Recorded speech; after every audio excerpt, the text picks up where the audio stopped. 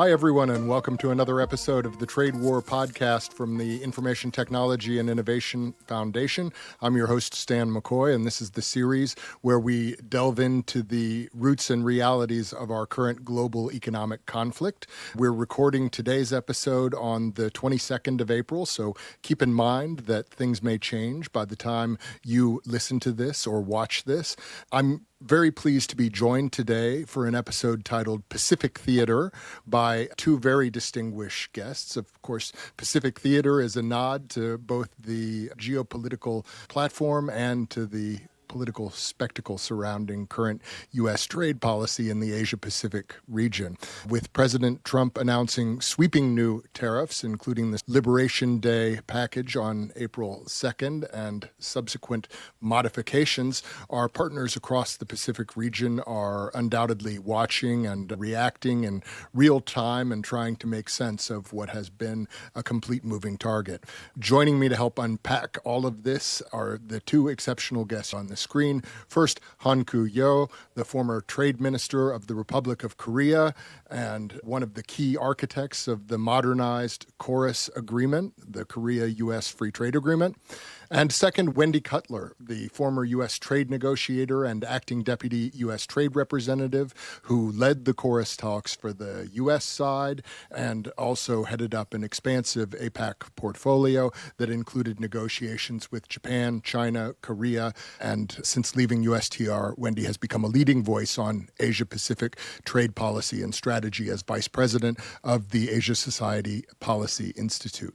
So thank you very much, Minister Yeo and Wendy, for being with us on this episode of the podcast. You're bringing very deep experience to this discussion, but also hopefully some strategic insight for our partners across the region. So let's go right on to the substance of the discussion. And I'd like to start off with that Korea-United States Free Trade Agreement that you two both worked so hard on and which has played such a central role in the trade policies of successive administrations. It's now under renewed pressure from a White House that seems to have disowned many or all past U.S. trade obligations. I'm wondering if you can give us some insight, maybe starting with you, Minister Yeo, on why this administration seems displeased with KORUS, and particularly in light of the fact that the agreement was just updated during the first term of the Trump administration.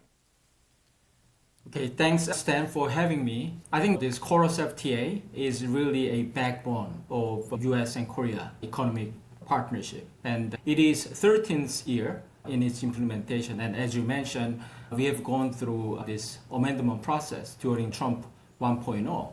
But on that Liberation Day, Korea was shocked that the U.S. decided to impose 25% the reciprocal tariff despite our very special FTA partnership. So I think this is a really unfortunate development from Korea's point of view. We'll see how the U.S. government and Korea could work out some sort of deal to bring back this KORUS FTA and also explore more win-win constructive partnership. Wendy, what do you think?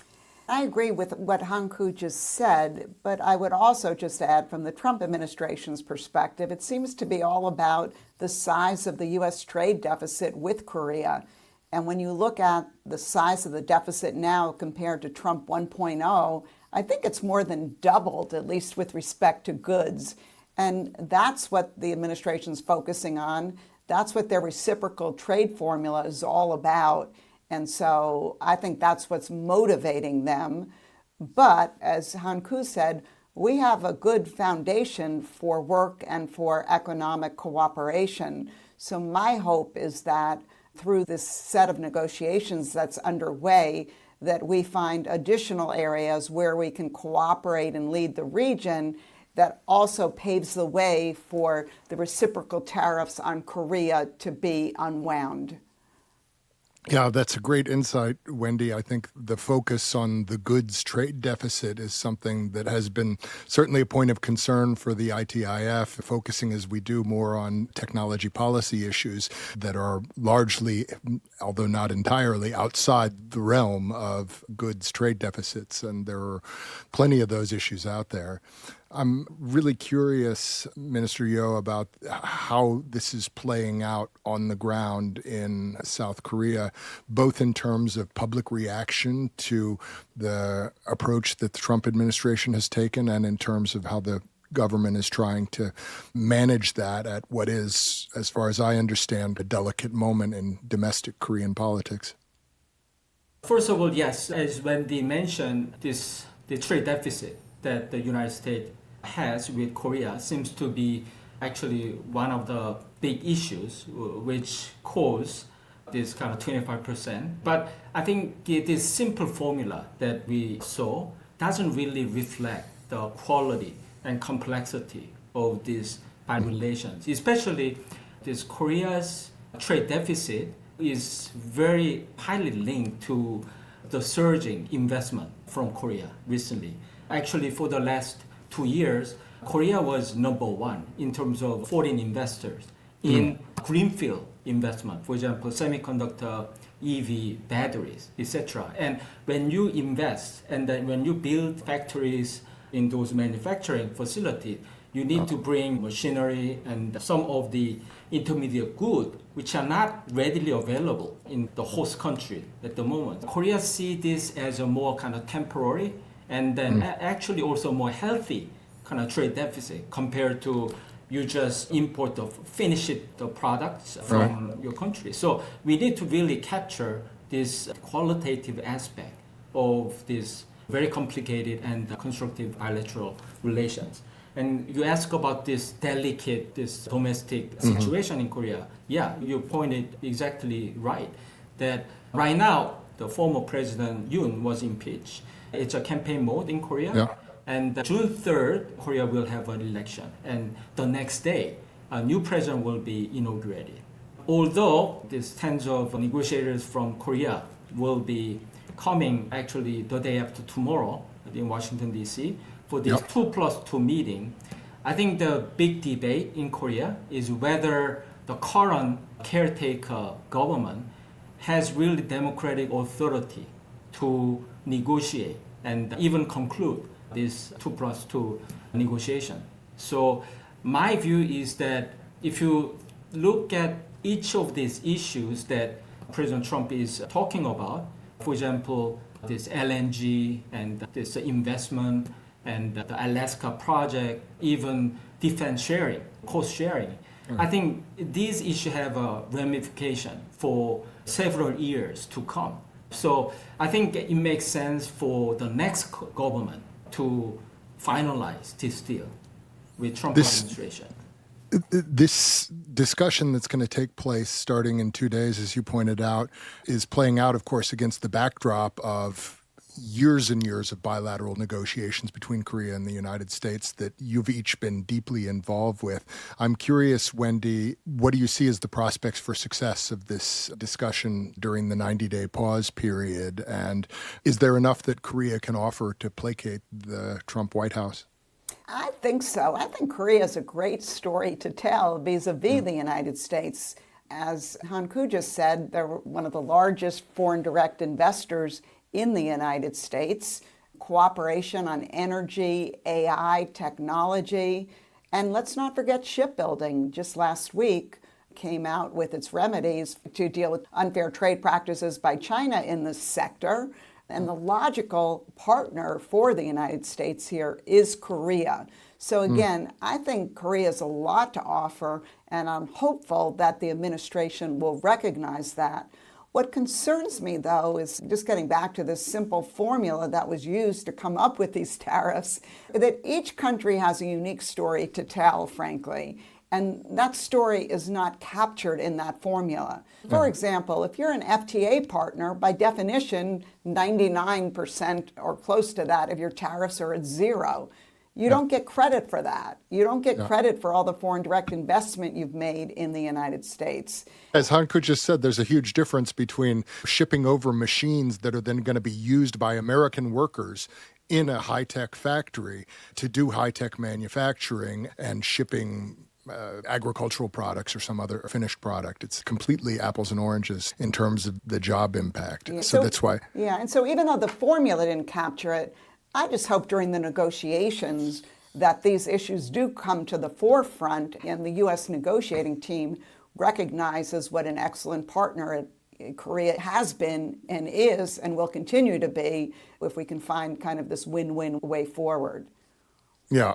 I'd like to broaden the aperture a little bit and talk now not just about Korea, but also about the broader regional implications of what the Trump administration is doing. We've seen China reaching out to U.S. allies and partners. Even in the last few days, we're hearing that Beijing, Tokyo, and Seoul are engaged in a closer dialogue than usual, notwithstanding the somewhat uneasy relationships among those governments. I'm curious, Minister Yeo, if you can draw on your reservoir of experience to give us some insight on what's going on in that conversation between Beijing, Tokyo, and Seoul. Are those defensive conversations? Are they strategic conversations? Could they evolve into something more? And I'm curious how you read Xi Jinping's recent trip to 3 countries in Southeast Asia, if that was a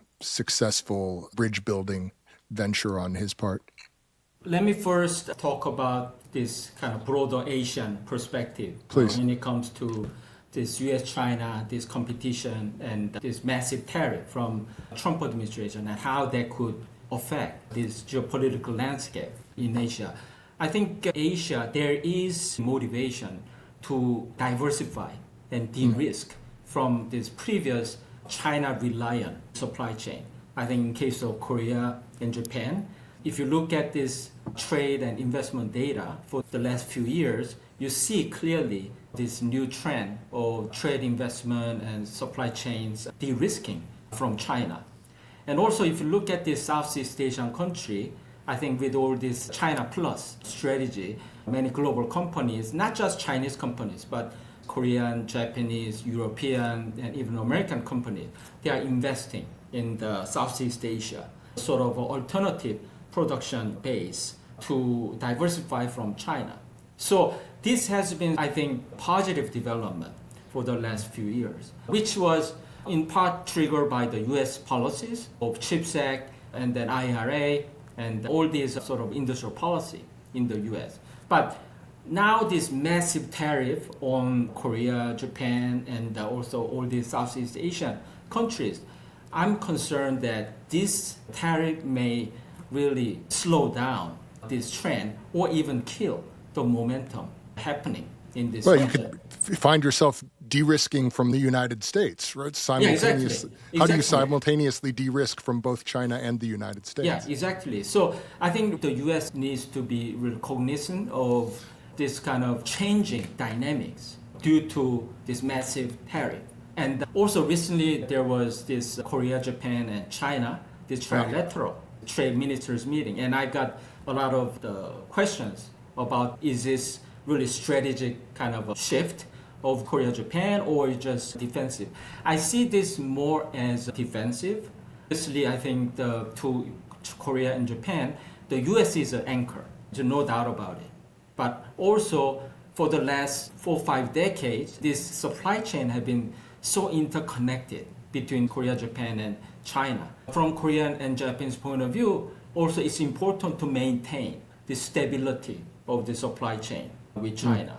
Yeah. So I think these are complicated pictures that we see in Asia right now. How do you see the dynamics of those intra-Asian conversations, Wendy? Again, we are putting on the table for the rest of Asia a lot of stuff that they are processing and trying to navigate through. It's not just that all of a sudden the China plus one strategy seems to be off the table. We want it all to come to the United States. Don't even think about going to Southeast Asia. but we're putting high tariffs on many of our allies and partners. Many of these countries, not only do they have deep and sophisticated supply chain engagement with China, but many of them have been recipients of a lot of Chinese finance that has helped build their infrastructure as well. And Chinese companies are very interlinked with many other Asian companies, and the notion that this is all going to be untangled so these countries can sell to the United States, I think, is a bit naive. I think there are ways to deal with our concerns, but the notion that we're going to kind of force Asian countries to, if this indeed is the case, but put them in the uncomfortable position where they feel like they need to choose between the United States and China, we might not like that answer. We might not like that response. Aren't we effectively pushing them into the arms of China? I don't think we've gone that far, but let's see how these negotiations play out. Now, an interesting development over the past 24, 48 hours, China has conveyed its concern and warned the other Asian countries, be careful what you agree to in your pacts with the United States, because if you do things that are not in our interest, we're going to counter-retaliate. And for many of these countries, they remember they've experienced economic coercive measures by China. Korea has, Japan has, the Philippines have, and the list goes on and on. And so this is putting a lot of pressure on these countries as the clock is ticking during this 90-day pause period. That's exactly the reason to have this conversation with you and Minister Yeo about how to navigate between the devil and the deep blue sea in this 90-day period. Or maybe it's the deep red sea, to change the metaphor a little bit. The uncertainty this is creating is also exacting a pretty serious price that we see reflected in a lot of market volatility. And I think you were pointing, Minister Yeo, earlier to the situation of Korean investors in the United States who've built plant and equipment and hired workers here and are now dealing with these kinds of disruptions. How do you see firms in the Asia-Pacific region recalibrating in light of this new policy unpredictability from Washington? And is it going to fundamentally shift the pattern of trade between Asia and the United States? I think certainly many big companies in Asia would be interested in investing in the United States. Actually, this morning I found the interesting news that TSMC, the last 4 years in Arizona, this factory, they recorded this loss, big loss for the last 4 years.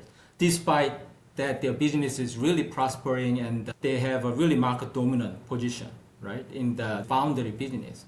So I think that shows the challenges of doing this manufacturing in the United States, and the workforce issue and the cost issue and work culture issues, etc.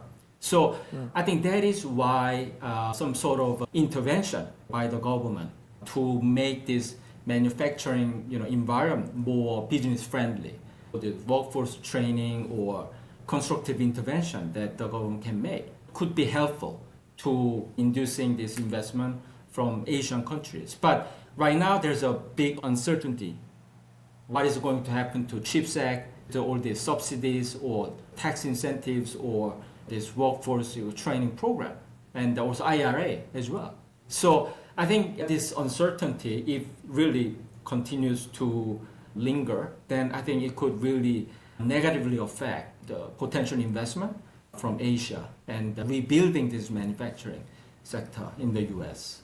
I would add to this that when there is uncertainty, businesses tend not to invest. They delay their decision making because they don't know what the outcome's going to be of these negotiations. What are the tariff rates going to be for these countries?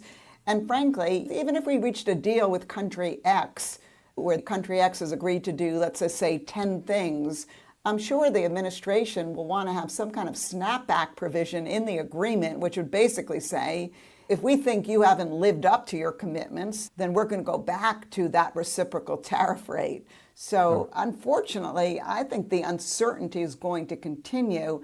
And if companies then respond by delaying these types of decisions, this was going to result in a slowdown not only in U.S. growth, but in global growth overall, which is clearly not in anyone's interest, and it will come on top of all of the tariffs and counter-retaliation actions as well. So a real drag on the economy. Yeah, it's a great point. Both China and the United States is hedging against international trade generally and just doing less trade. And I think the latest numbers from the WTO bear out that trade is off on a global level. So it may be a drag on the whole global economy. And what about politically speaking, in terms of what this does to the future of U.S. relationships in the Asia-Pacific region, even in a post-Trump world where the United States is having to rebuild a set of relationships? How do you see the challenges of that, Wendy? I'll just pass on something that one of my colleagues from Asia said to me, and that was that, and this was from a partner country, that many of them viewed Trump 1.0 as an aberration. And so when Biden came to office and his team was very intent on rebuilding and strengthening our alliances and partnerships, they were all in. But now they recognize that the Trump phenomenon is here to stay in the United States, this Make America Great Again philosophy. And so their view is that even if the next president comes in with the same determination to rebuild and strengthen alliances, that many of our partners may not be 100% in because they don't think they can count on us and they don't know where we're going to be 4 years from there. So I think we're all living in the moment now and watching these negotiations and these tariffs. But if we take a step back, I think that even what's happened over the past 90 days or so in Trump's second term is going to have a profound impact on U.S. alliances and partnerships, not just in Asia, but all over the world. Yeah, I'm afraid you may be right about that, Wendy. I think the case of South Korea is one that touches me personally in the sense that when I was a kid, we lived on an air base in South Korea for 2 years. My father was in the Air Force. He was commander of Osan Air Base for 2 years. Very, very personally aware of the importance not only of our economic partnership, but of our security partnership with South Korea. Do you see that, Minister Yeo, as something that is going to have to be fundamentally rethought in terms of the Korean government's reliance on its partnership with a less reliable United States? By the way, Stan, I served as an Air Force officer in Osan Air Base, so I'm so fantastic. Well, there's the connection. If you were there when Colonel McCoy was running things back in the late 1980s, then those were the glory days. Yeah. Okay, so I think this U.S. and Korea relations is really, so more than just FTA or economic partnership. There is a really security, this ironclad security and military alliance facing Korea. And so I think the U.S.-Korea alliance will be there no matter what. But I mean, in terms of this economic leadership that the U.S. has really played in Asia, I think when this Biden administration came in, and the motto was America is back. So I think many Asian countries really wholeheartedly welcome the return of the U.S. leadership in this international economics. At first, many Asian countries had hoped that U.S. would come back to CPTPP, but this with Indo-Pacific Economic Framework, I think there was a lot of hope among these Asian countries that some sort of a substantive U.S. leadership in the supply chain, clean energy, digital economy, in all these really important strategic areas. But now we don't really see, we may not see this U.S. leadership in these critical areas. So that's what I'm worried about, what may happen during this next 4 years or even beyond that. And what I can foresee, what's going to happen for the next 4 years is that, yes, many countries in Asia will try to find new equilibrium with the Trump 2.0. I think that'll be their just first order business. But after that, I think the logical conclusion for them is to make new friends. You cannot really just rely on United States. So you have to make new friends You have to diversify, you have to hedge against whatever political risk you may foresee in the US. So I think for the next 4 years, I expect that trade and investment among the rest of the countries and then among the rest of Asian countries, especially right now, RCEP, for example. RCEP really played a role in facilitating this new supply chain formation between China and Southeast Asian countries. I hope that the US could come back to this game as soon as possible, but for the next 4 years, I think it's going to be tough for the US and partners in the region. What do you think, Wendy? Is RCEP the new game in town? I wouldn't go that far, but I do agree that in the current environment, there is a real motivation by our partners in Asia to deepen their internal relations and to promote trade and investment and economic ties and supply chain connectivity. And a lot of this, frankly, is going to be at our expense. But that said, I also want to underscore the U.S. market is huge for these countries. And even though China is the largest trading partner for most Asian trading countries, their largest export market has been the United States. And so the tariffs that we have now paused really surprised, dismayed, but also, I think, led a number of Asian countries into action to try and figure out what they can do to get the Trump administration to unwind these tariffs. And if indeed the Trump team is successful in concluding some high-quality agreements with a number of countries, particularly in Asia, I think that can give some momentum to a world where the United States is still linked with the other countries. But again, I think long-term damage has already been done, and the world we live in going forward, it's not going to be a U.S.-centered world on the economic front. How do you rate the chances of success in this 90-day rush to negotiate? I don't rule out, it depends how you measure success, but let's just say if success is agreements announced between 5 countries, important countries in principle, I think that could be viewed as success if it is accompanied by extending the 90-day negotiating period for others, particularly those that have been negotiating in good faith, but for whatever reason, we've been unable to close a deal. But I would also just caution, if the Trump administration puts too many issues on the table that need to be solved during these 90 days, that's going to just make it so difficult for our trading partners. Because let's remember, 90 days in the trade negotiating world, and both of you know it better than I do, that's just a drop in the bucket. Typically, it would take the United States 6 months just to come up with our positions for negotiations, working with stakeholders, Congress, and our interagency teams.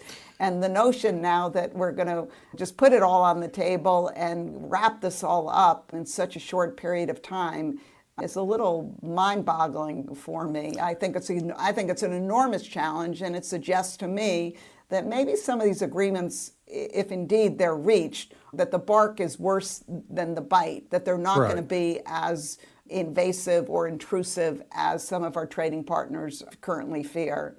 But that's being an optimist. Yeah, but I think you have to be an optimist. There's got to be some way to rapidly pivot back to a more peaceful and stable architecture here. I don't think we can live in a condition of permanent trade war. At least I hope we don't. The final question I'd always ask on this podcast is, if this is indeed a trade war that we're in, who started it? Did President Trump start the trade war on April 2nd? Did he start it on January 20th? Or did the real roots of this conflict lie somewhere deeper than that? I'd be very interested in your insights on that. Starting with you, Minister Yeo. I think that's a difficult question, but I think that it really surfaced 8 years ago with the advent of Trump 1.0. I vividly remember that at that time, it was really big shift from this previous rule-based international order towards this sort of Trumpian way of trade. And actually, that was where the first time when this national security issue began to conflate it into these trade and economic issues. But obviously, it's deeper than that. All these grievances from globalization and the free trade agreement and those left behind weren't really addressed in many of these developed countries. Wendy, you get the last word. Who started the war?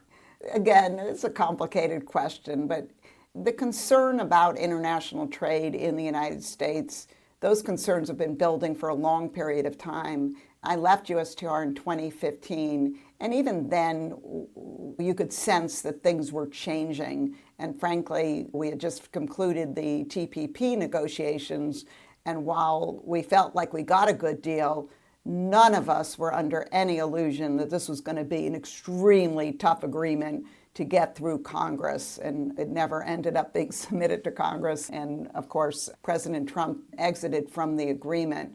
So again, I think this was building up for a long period of time. I think it always takes two to tango in a trade war. And sometimes I look at there's retaliation, and there's counter-retaliation, there's counter-retaliation. At some point, we need to just stop that and figure out, is this really in our interest where we are? And I was somewhat encouraged by a report in the past few hours that the Treasury Secretary did say that he expects a de-escalation in tensions between the United States and China in the near future. Maybe we can conclude on that note, which is also somewhat optimistic as well. That is a good optimistic note to conclude on. For what it's worth, I think the war started in 1999 in Seattle with the war against globalization. That what we see in the Trump administration's trade policy is the culmination, a war on globalization that started back then and has been fed in different ways by the growth of China's economy, its influence, the way it behaves towards the rest of its trading partners, but also ultimately taken over and made a political weapon by the current U.S. administration. But that's just one person's opinion. I have to say big thanks to both of you for being on. Any final remarks from you, Minister Yeo, or from you, Wendy? Thanks for having us. Yeah, really fascinating discussion. I really enjoyed it. Thank you. Yeah, I'm really happy that you were both able to join us and give us some insight on the challenges that are playing out across the Asia-Pacific region now. I feel like we have a much better window into what those trading partners are having to wrestle with right now. So thanks very much for joining us for this episode of the Trade War Podcast.